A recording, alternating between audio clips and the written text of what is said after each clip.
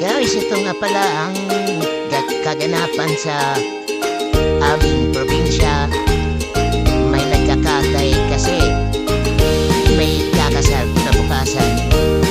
Guys, mga bayanihan po yan, mga kapitbahay namin matador yan.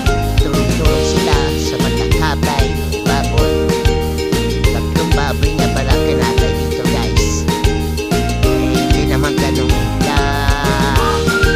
yaman ang kakasal.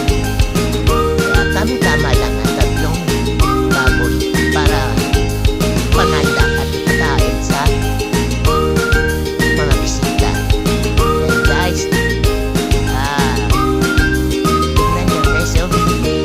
Sarap ng niluluto.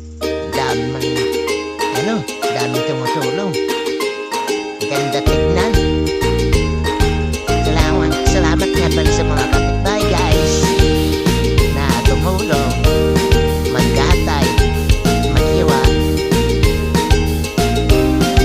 para sa kasal ng aking pamangkin.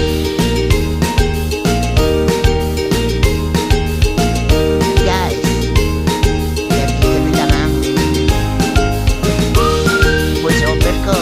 Hindi nagpa-practice pa lang kasi ako. Sana magustuhan nyo ang aking voice over. At guys, maraming salamat nga pala sa inyo. Bye-bye.